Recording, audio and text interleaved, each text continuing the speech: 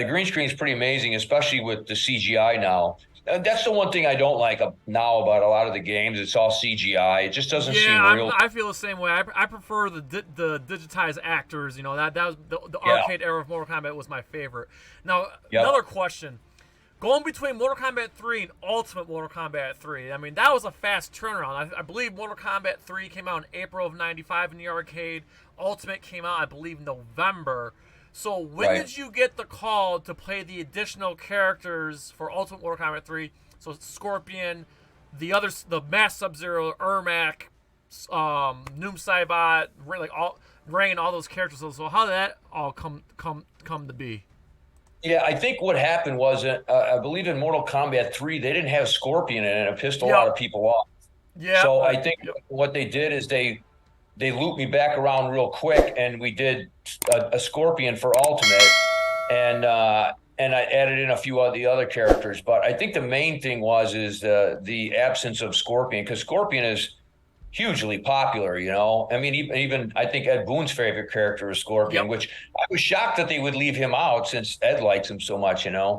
But yeah, I mean, I think that was a quick turnaround, and a few of the characters. And realize too, a lot of it, all they would do with my costume, like for some of those other ones, it would just change from like a different color, and I wore this red one, and it would translate easier to change the color, even though I wouldn't have to go change. Where they would just do it inside the digitizing. They were able to manipulate the colors and texture of my outfit. The one that was a real pain in the rear, so to speak, was the Shang Tsung costume. One was you had the wig and yeah, just everything, and I had that thing running up my rear end. It just wasn't comfortable. The whole thing just was a weird costume and flipping around. And the Sub-Zero outfit was like solid plastic. It really wasn't even. I couldn't move real well in it because if I spun. You're talking about the unmasked costume, right? Yeah, because it was just two plastic strips over me, and every time I would move, it was so stiff, it would just go burp, and it would pop off my shoulder. So that slowed me down even more. I couldn't move too fast. I couldn't lift my leg too high, because when I lifted my leg too high, it would buckle and come off. So it was a lot of challenges shooting with that costume on. And I remember I just had a costume made for a lot of the trade shows, and I specifically had like similar to what you're wearing, except it was a softer foam and it was tighter, so it doesn't move at all, and it's really comfortable to wear. I'm like, man, I wish I would have had this when I did the game, But now, so you portrayed the most characters in Mortal Kombat history. So my another question is, with all these assignments you had to do, especially more, I'm leaning more towards Ultimate, where you had to do Scorpion or Ermac, Reptile. Was it difficult to like transition between each character and do different movesets, different combos, different special moves, different fatalities? Was it difficult to like, or did they tell you what to do, or did you come up with them? Like, how did that all come to be? Like, how did you kind of like switch between characters?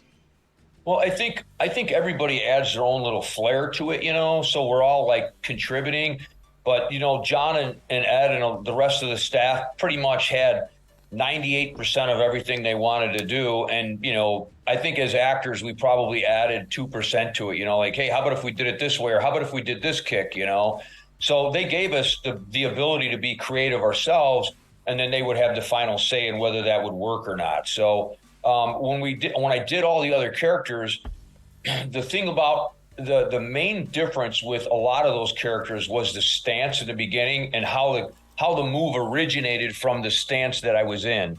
So like when I did, when I'm doing Shang Tsung, I'm doing this, right? So I had to figure out the way in which I would kick or move from that stance. So that's the main thing. If you look at the characters, it's how I transitioned from the stance to the move. And that was the hardest part, because you got to realize, in martial arts, you basically have a stance like, you're like this, you got this front arm is down or out. But when they start getting you in these weird stances you would never do, or, you're like this, I was just a straightforward, pretty much kickboxer. And I had to transition into these weird stances to throw all these dynamic kicks. And, they even brought in like a treadmill to do our runs. They had like this mat on the floor. So it was real easy for me to flip. So we would do flips. So everything would sometimes originate out of that main stance that you were in. So that was I think the hardest part of it. But a lot of the kicks really, if you look at most of the characters, they're kind of the same. Yeah. And they're just built off the original stance that the character's in. And also how you ended it. Like Sub-Zero unmasked, I would hold my arm up like this. So each character had a very distinct beginning and end. And everything else in between was mishmashed. And it was all like how you ended it and how you started it. So it wasn't really that hard. It was just getting started and making the kick or the punch look like it was natural from your ready stance. So that was the main difference in a lot of the characters that I did, was getting used to the main ready stance and how to fire my kick or my punch from there. Okay. You know, because if I'm like this, it's good. Yeah. How I is going to look stupid if it doesn't coordinate with my hands right? Just like if you're running, you got to have one arm up and the opposite leg up at the same time. It's the same thing with kicking, right? Or punching.